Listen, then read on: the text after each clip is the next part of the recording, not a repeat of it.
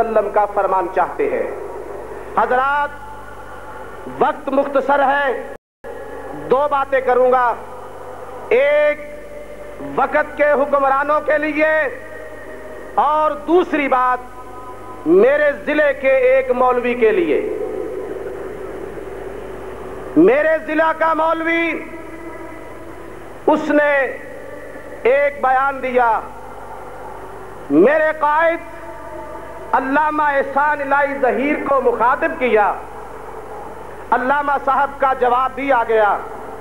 میرے بھائی، یہ وہی مولوی ہے جس نے پنجاب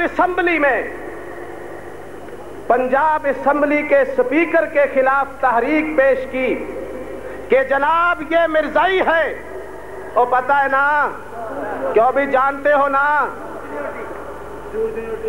پھر تحریک کو واپس لے لیا۔ لوگوں نے کہا جناب تحریک کو واپس کیوں لے لیا ہے؟ کہتے ہیں کہ ہمارے بزرگوں نے کہا ہے یہ مسلمان ہے۔ پھر کچھ عرصہ گزرا، کہنے لگے کہ اب یہ مرزائی نہیں ہے، اب یہ مرزائی نواز ہو گیا ہے۔ اسمبلی والے ارکان نے کہا کہ مولانا اب کوئی بقایا باقی رہ گیا ہوگا، اب کوئی بقایا باقی رہ گیا ہوگا، اس لیے آپ نے یہ بھی تحریک پیش کر دی ہے۔ حضرات، میں یہ بھی بتانا چاہتا ہوں کہ یہ اپوزیشن میں ہوتے ہوئے بھی یہ باہر دورے کیوں کرتے ہیں؟ اہل حدیثوں، آپ کو اہل حدیث ہونا مبارک ہو۔ چنیوٹ کے گلی محلے اب یہ جاننے پر مجبور ہو چکے ہیں کہ خاتم النبیین کے اصل وارث اہل حدیث ہیں۔ اور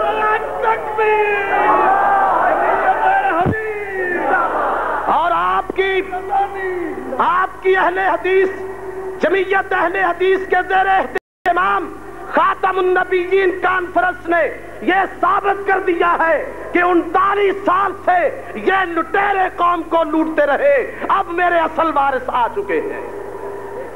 انشاءاللہ العزیز مارچ کے ماہ میں اس دفعہ بھی اپنی وہی تابناک چیز کے ساتھ، وہی جذبے کے ساتھ انشاءاللہ العزیز خاتم النبیین کانفرنس منعقد ہوگی۔ دوسری وہ صاحب فرماتے ہیں کہ شریعت بل قرآن و سنت کی اب عین موافق ہو گیا ہے۔ کیوں جناب؟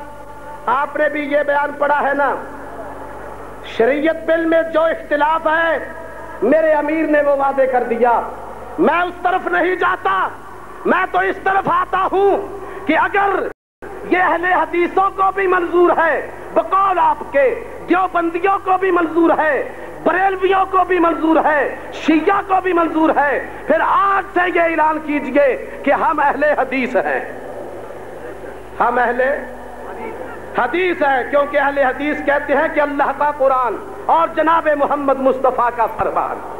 آپ بھی یہی کہتے ہیں کہ اللہ کا قرآن اور جناب محمد مصطفیٰ کا فرمان، پھر آج سے دیوبندی، بریلوی اس فقہ کو، اس چیز کو چھوڑ کر ایک پلیٹ فارم پر آئیے اور اعلان کیجئے کہ آج سے ہم اہل حدیث ہیں۔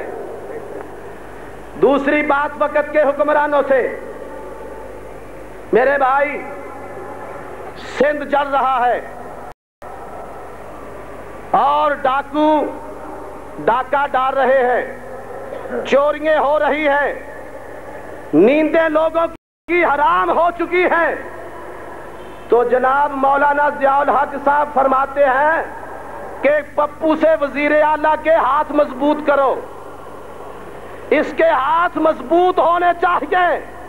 کس لیے مضبوط کرو؟ اس لیے کہ یہ قبر کو غسل اچھا دیتا ہے، اس لیے کہ یہ اشار اور چادریں اچھی پاتا ہے۔ میرے بھائی، میں کہتا ہوں ہمیں ضیاء الحق سے کوئی امید نہیں کہ یہ اسلام لے کے آئے، جنیجو سے کوئی امید نہیں۔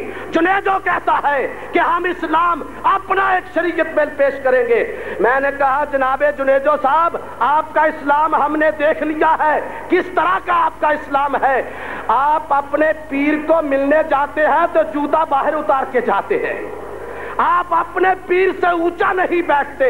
اپنا پیر تمہارا جو ہے وہ جواریہ ہے، وہ ریس کورس کا ممبر ہے، وہ پتنگ اڑاتا ہے، وہ بہت بڑا جواریہ ہے. آپ کا بھی اسلام ہمیں منظور ہے، جنیجو کا بھی منظور نہیں تو ضیاء الحق کا بھی، کیونکہ 10 سال اس نے ہمیں اسلام کی گولی کھلا کھلا کر سنا کر ہمیں اس نے ٹھنڈا کیے رکھا ہے. میرے بھائی، ہمیں اگر منظور ہے، اگر کوئی اس ملک میں اسلام آئے گا، اسلام لائے گا، تو وہ جمعیت اہل حدیث کے اہل حدیثوں کا خادم ہی ہو سکتا ہے. کیوں؟ اس لیے کہ اہل حدیث کہتے ہیں اللہ کا قرآن اور جناب محمد مصطفیٰ کا فرمان. وآخر دعوانا الحمدللہ.